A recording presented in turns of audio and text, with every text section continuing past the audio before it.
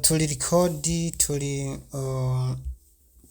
ndiko ndafata amajwi uvuze ko ukeneye ko tuganira hari umuntu ngo ugomba kurondeza wawe nshaka umbwire ivyiwe mu majambo makeya ndakora mukije amakuru yawe Nameza witwa ndega mugenzi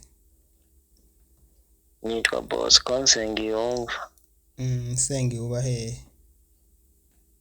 mu Burundi igihanga twagomba rero mudufashe kurondera umuntu wacu yatuzimiranye yashwanye na inabuja guhera ku munsi wa gatanu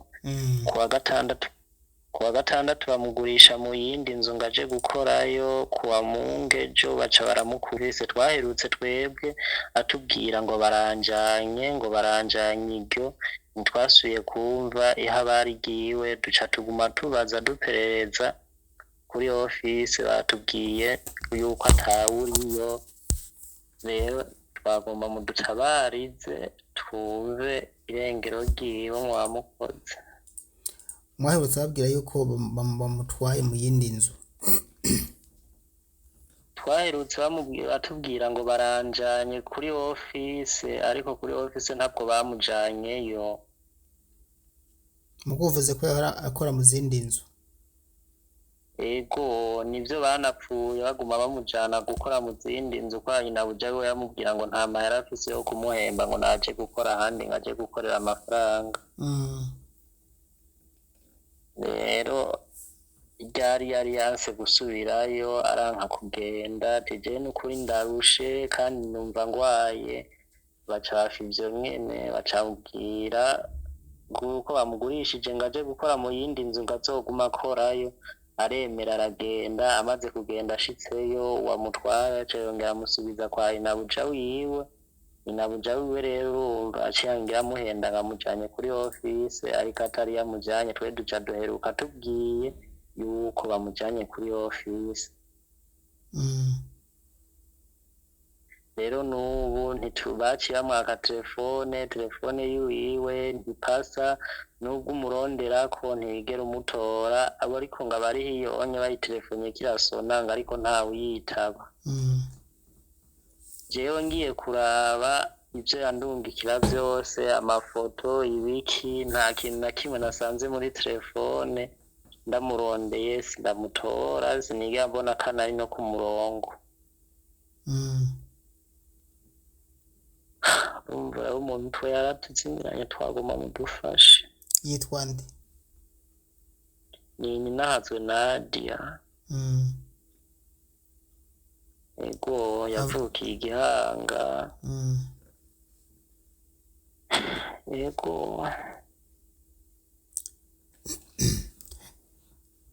yaramaze muri Saudi igihe kingana iki yavuye no mu Burundi tariki 5/5 yagomba kwiza umwaka yasafirishijwe ni nande n'ikigo ikihe ico kigo nakurungikiye iyo foto nico camusafiri abadukurikiye bariko barakibona hanyuma akigerayo ibintu vyagenze gute yarahembwa akabarungikira hari ingwane babwira afise nshaka numve ukuntu yarabayeho biraduha kumenya vyinshi agishikayo yaratanga ubwa mbere na mbere ko yagiye atana telefone afise ukwezi kwa amahera bamuhaye acaguramwo telefone ayasigaye makeyi arayarungika ino turayatora n'ukwezi kwa kabiri n'ukundi kurikira bagumye bamuhemba ariko aratubwira ati je ikibazo mfise mabuja aguma aja kunkoresha ahandi hantu akambwira ngo ninje gukorera amafaranga ahandi ariko ntibayampe akaba ari mabuja baca bayahawe nyene ubwiwe hama jewe nkaca ngira bagaca bambwira ngo inabuja ngarayaguha hama ngataha ntashe yampemba ku kwezi akamuha yayandi nyene rero bwaca nyine akamubwira ngo genda ukore hariya, hari aho yagenda akamarayo iminsi 2 iyinga canke iyinga 3, hama akongera akagaruka hahandi nyene aguma agenda uko aravuga ati je ibi bintu n'ukuri biranduhishije. Niko rero kuguma akora uko yarabayeho uko aguma agenda uko. Ubu rero yari yanse avuga ati je n'ukuri ndarushe ndagwaye, kuko yanagwara akavuga ko agwaye ntibanamuvuze ntibagire n'ingorane n'ukuri. mugo mu yandi mezi ayo mezi 11 yaraheze yose canke 10 yabarungikira amahera. Ego amahera y'umushi yo ku kwezi yayarungika. None mwebwe ntimuri akontakita icyo kigo uvuga cyamurungitse mukibwire ko mwamubuze? Ico kigo camurungitse ntituragitora neza. Ni mu Kirondere Global Consulting Office of Burundi, GCOB. Sinzi aho gikorera. Ko twogenda kuri ico kigo nyene camurungitse. Hano ikintu kihari nuko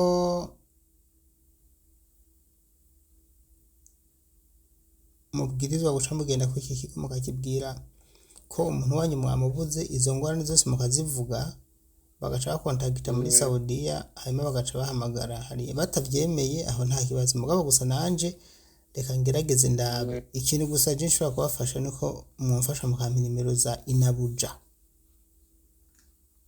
Inabuja wiwe uwo yahora akorera. Yahora akorera nimero ziwe ntazo dufise. None umuntu azi ko afise ingorane yoba yaretse kubaha nimero z'umukoresha wiwe gute? Inabuja canke Sebuja?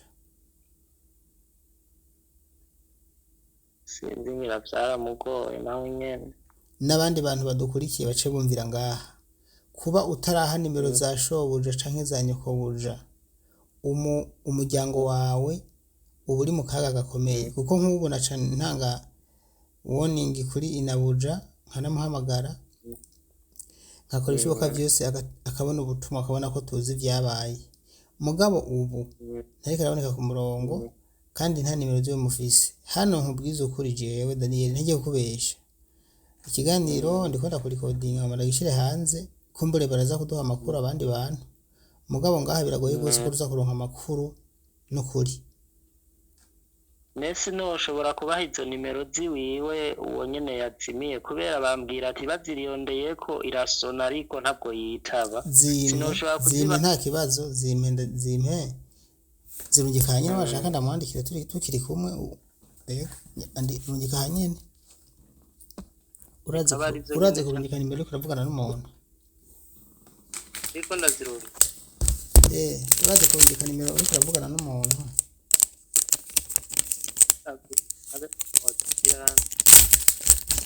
Ushaka ukatuzimpereze nta uzimpe ntacyo.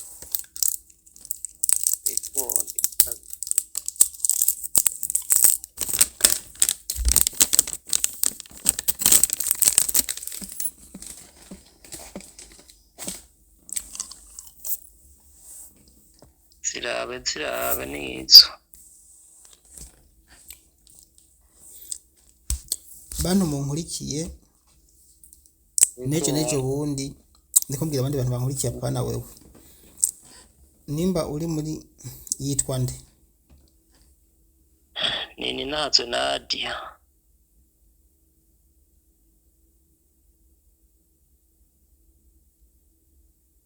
Amahoro. Mwiriwe mumeze neza. Hama twagomba mudufashe twe tugize ikibazo umukobwa wacu ari kurondera ubuzima hiyo muri Arabi Saudite. Rero bagiraniye ikibazo na mabuja wiwe cyo kuguma aja kumukoresha ahandi. Ubu rero yari yavuze ko agomba mutaburiza itike amurungike.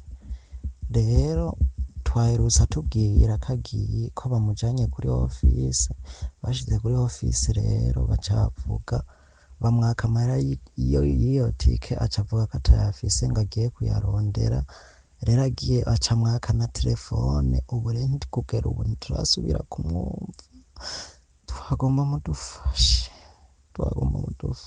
n'ukuri mwamukoze twagomba mudufashe nimudutabaritse nimudutabaritse uyu muntu nimudutabaritse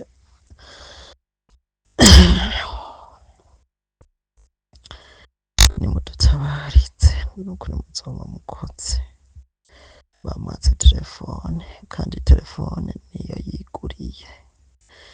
niyo yiguriye wenyine ubwiwe telefone none bayimwaze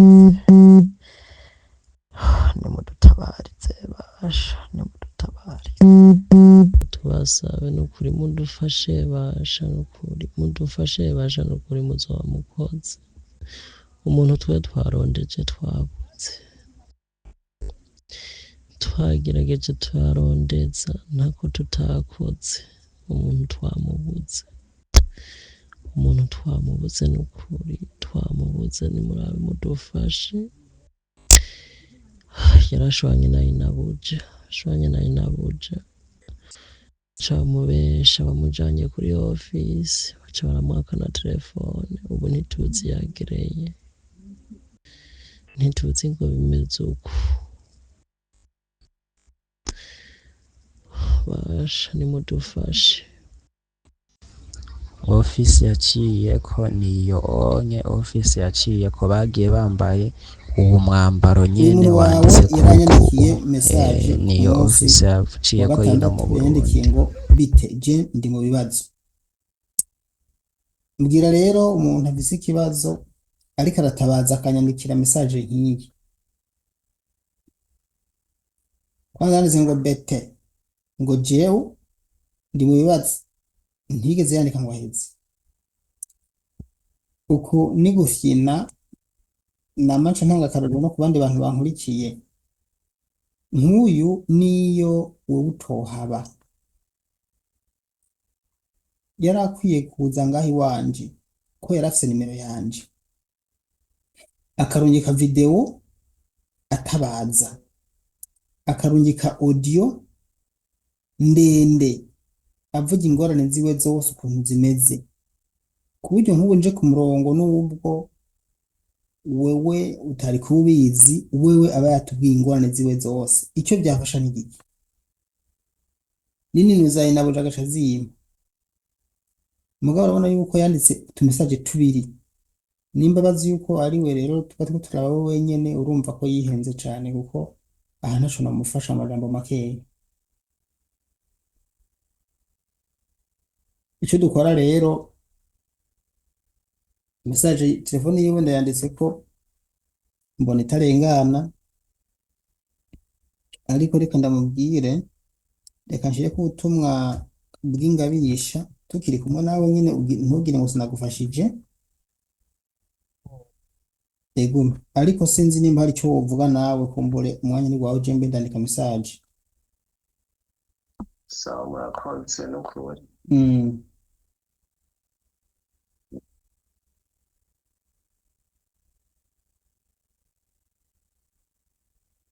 mama wiwe ntazo atomubwira kubera yigwariye n'umutima nukuri ahavyumvise yobagiye mufasha yobagiye nukuri yobagize ikibazo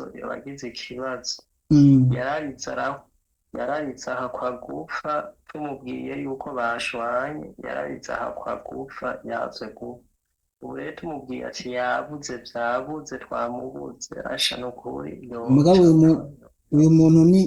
uyu muntu ni kijuju Imana imbabarire je sinzi kuvuga ibintu nciye ku ruhande ari mu ngorane afise nimero yanje nta nugusiga audio vraiment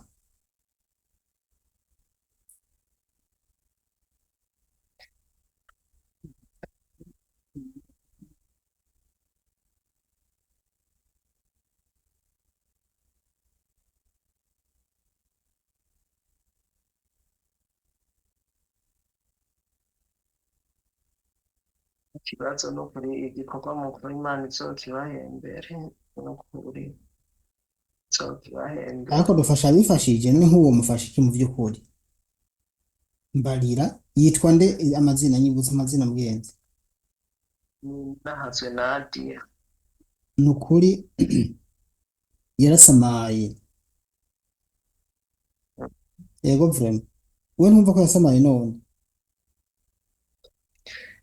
Yarasamaye nyene, gusamara ko yarasamaye ariko kuguma bivuga ariko arabivuga natwe twararindiriye ejo yanyandikiye nace sindakubwiye ko yanyandikiye akantu kamwe gusa yandikiye ko bamujanye zonyene.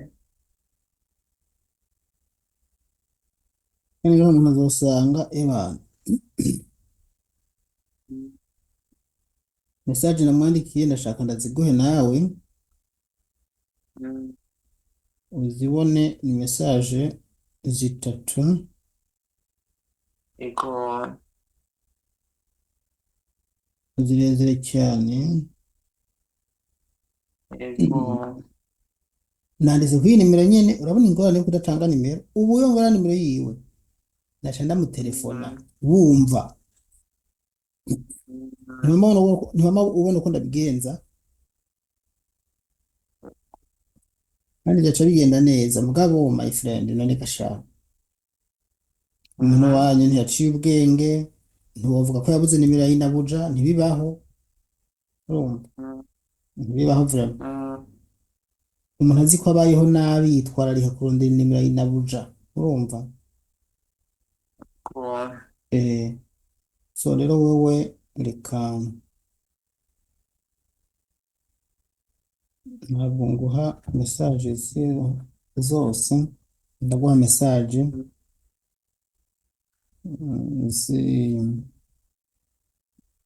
z'icyarabu hayi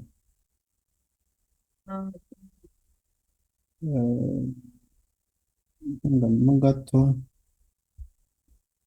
iri message ndamwandikiye message zitatu kandi ziba zikaze cyane kuko ngizo bashaka kuzirabe nawe message zirezire nizo ndamwandikiye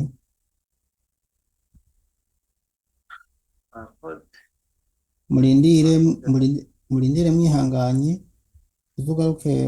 uzagaruka unyibutse ubonye agiye ku murongo uzocuza ubwo nyine ucumpamagara bishize ukuntu agiyeko mu gucumpamagara urabona nko niyo aja ku murongo ndazi aca zisoma mwakoze mwe muza murafasha abantu mutazi n'ukuri Imana ibagirire neza Imana n'ukuri bahezagire tugiye dufasha abo tuzi ntacyo twaba turiko turakora ukuri muzohora uko n'uko gusa ingorane mugize ni kubera yuko umuntu wawe nta telefone yabitse yayinabuja vraiment aha n'ukuri dufise chance ntoya yo kumutora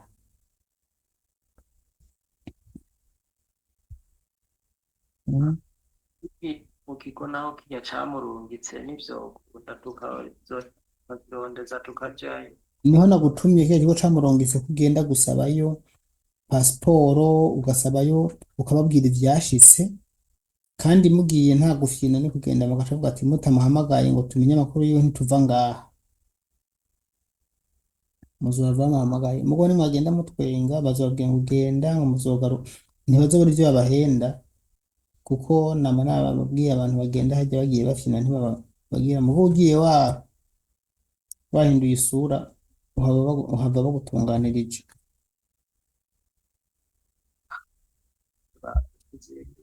tuzimbure tuhigisha ego reka turindire ngenda biko baza kunyibutsa reka ndagushimire kundondera reka ndagushimire rero ndanagusezere ugire ibihe byiza ejo uzogendeyo urose uzuva usabye pasiporo kuko hamwe twamubura pasiporo yodufasha bazaguhe fotokopi ya pasiporo murakoze cyane reka ntange ubutumwa uyu ingorane agize nyamukuru byaba byo kubika nimero z'umukoresha nama nabibigishije kandi uyu urabona ko yankurikira ko yaranyandikiye nukuri yanditse message iyi ntimugire ngo ndababeshe, yanditse message irimo amajambo abiri, yanditse ngo mwebwe umuntu ari andanje nk'uku akandika message nk'iyi.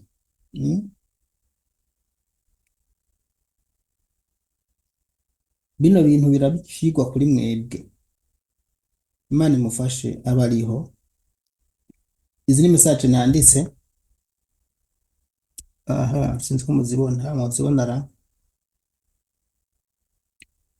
message muzibona, yanyandikiye message zibiri gusa.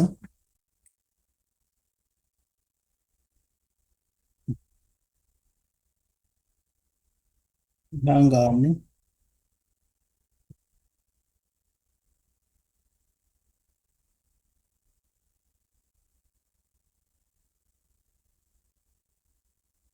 message yanyandikiye ngizi, izi nizo nanditse jewe, nizo nanditse murambabarira, nizo nanditse. Ariko wewe yaranyandikiye ku telefone yiwe, ngizi message yanyandikiye mu abantu mu ndabiri bite je ndi mu bibazo, eka ari mu bibazo mugabo akandika ibi gusa, azi ko nkurikiranwa na benshi kandi akurikirana. Urabona yuko izi message ntizikwiye. Mwebwe rero bitarashikira muhakurikirwa, turamubuze kubera yuko atampaye nimero na buja, atayihaye n'uwo muntu wabo, atanditse na message ngo asige ubutumwa bukwiye. Biba bigoye ngaha mu iki gihe.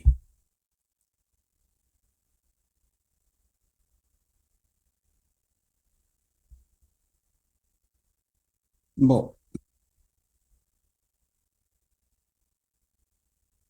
mwamwandikiye, mwabibonye, mwabonye ubutumwa ngubu. Ishuri ryo kurindira ni inyishu, ariko haba hariko n'icongereza hejuru, ntugire ngo nanditse icyarabu gusa, hariko n'icongereza.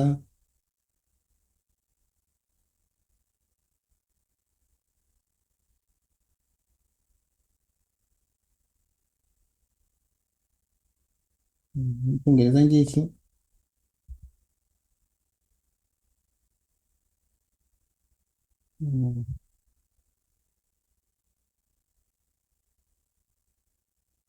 reka nabashimire rero, nizere ko Imana ishobora kumutugarurira tukamubona. Turindire uwo muntu wabo mashinazo ndarondeza ngaha hantu, uwogira amakuru ayaduhe, uwogira amakuru ayaduhe. Mugabo jewe nta makuru nka nshobora kuronka kuko tutarose nimero ya Inabuja canke yo mu agent wiwe, nta na hamwe twoca pe, nta na hamwe. Mugabo Imana ntandazi ikikora muri mwebwe muca muduha amakuru nuko twomuronka.